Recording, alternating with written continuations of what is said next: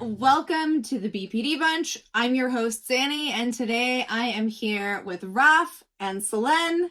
We're continuing our conversation from Wednesday about living with BPD and an eating disorder. If this or other BPD-related topics interest you, please make sure to like, subscribe, and turn on your notifications so that you do not miss anything. Today we wanted to talk about dealing with our relationships with food in social settings. So, how did you handle social situations with food, especially when you didn't feel comfortable eating around other people?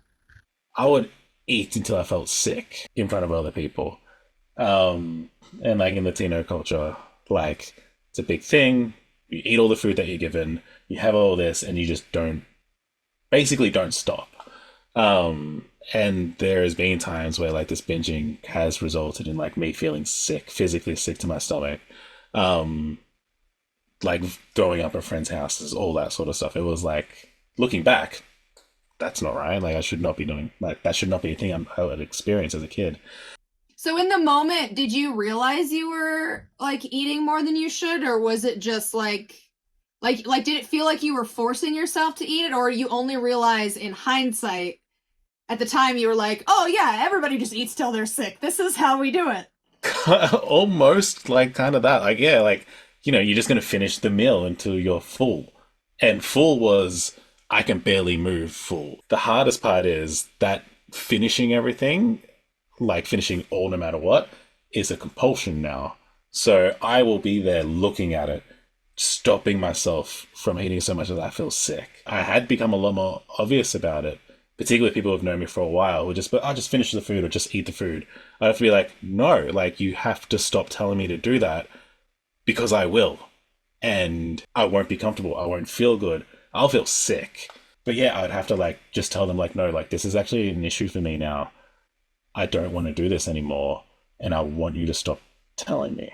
Yeah, it takes other people time to kind of fix that up. But slowly I'm getting better.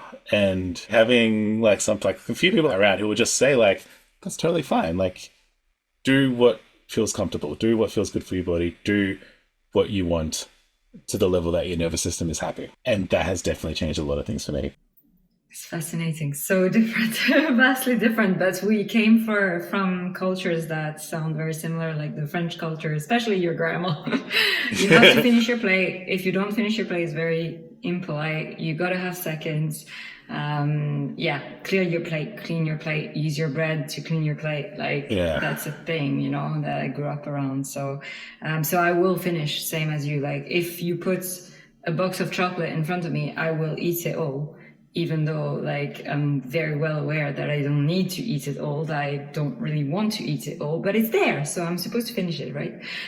Like implicitly, subconsciously, I'm not even really thinking about it. But in terms of like how that then evolved for me, to answer this question, I have suggested walks instead of lunches when I feel like I just don't want to eat, can't eat, don't want to eat, can't eat. I always will order the lightest thing on the menu if I'm out eating with people, even if maybe I'm hungry or I want something else, but because I want to be small and I always constantly worry about my weight. So, especially if there are calories on the menu, I just cannot order something that is not the lowest thing by calories. Like that's really a thing for me. Like I really struggle with that. So I will never have a starter. I'll very rarely have a dessert, although I love sweet food. So then I'll go home and have a whole bunch of chocolate where no one sees me. So yeah, it's been really hard, like eating with people, because I constantly feel like I'm being watched and judged, even though it's probably not the case. Like the main judge is up here in my own head.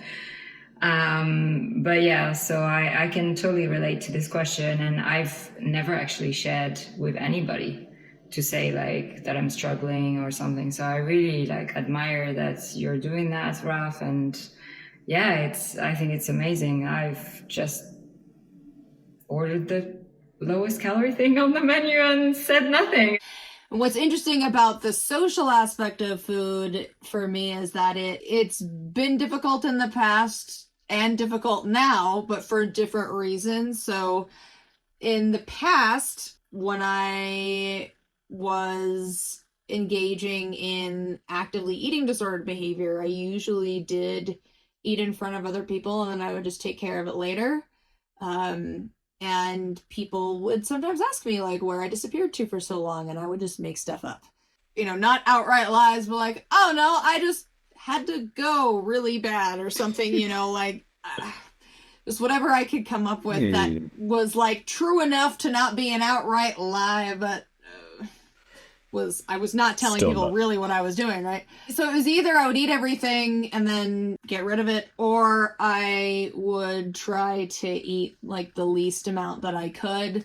People didn't really ask me that much about it because I think most of the time they weren't paying that close attention to what I was doing, if it was like outside, or maybe they just didn't think it was appropriate to bring up. After I was in treatment, I think I was pretty open about my struggles, but I don't think I was in that many social situations to begin with, because I spent so much time in and out of therapy that I was not in very many situations with people outside of that context where I had to have these conversations at all.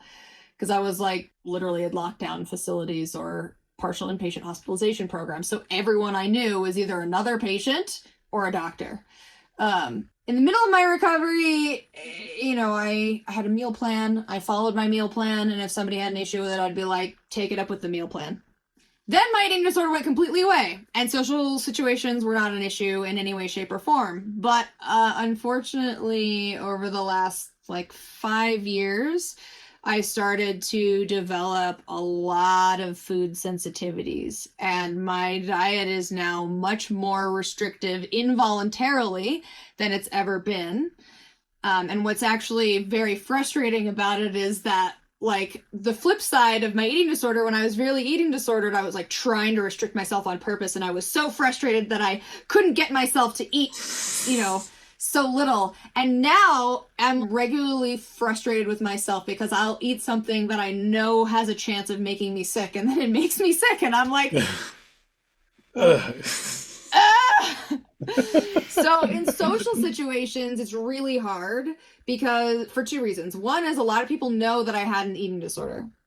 And so I feel really self-conscious because I don't want people to think that I have all this disordered eating coming back up again. And so sometimes I have eaten things that I know for a fact will make me sick. I've been in bed all day the next day with the worst stomach pains ever because I made myself eat something because I didn't want to be rude. You know, there's a part of me that's afraid also that people are going to think of me as a Karen. Like, I don't actually say it like this, but what I imagine they hear is, I don't want to eat that. Like, sorry, it's not for me. It's not good enough for me. You know, like, I don't say that, but that's what I think they're going to hear.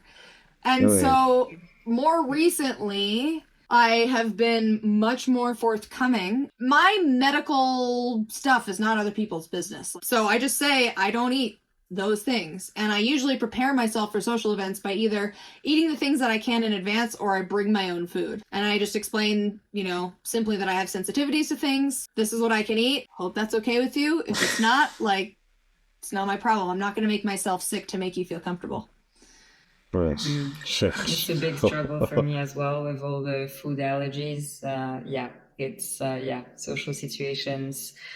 Especially when people are like, let's go to an Italian restaurant. And I'm like, oh, all the cheese, all the butter, all the cream. I can't eat anything. But yeah, let's do that. And sometimes, I don't know if you find this, Xannie, but I find that it blurs the lines because I'm like, is this my food allergy thing? And I need to like really honor that. I mean, this is really important. Like, I don't want to be sick, obviously. And when does it kind of go into the disordered eating territory? And where is that blurry line in between where I'm like, I might be using, oh, I can't have dairy, so I can't have any sweets, so I can't have all this stuff, when actually I can have some of it, but it's just such a difficult line, I find.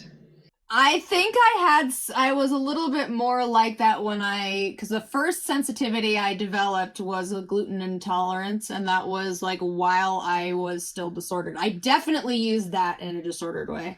But well before any of the other sensitivities developed, my eating disorder was well and fully gone. And now I feel a very stark difference between them because none of the decisions that I make about food now feel emotional.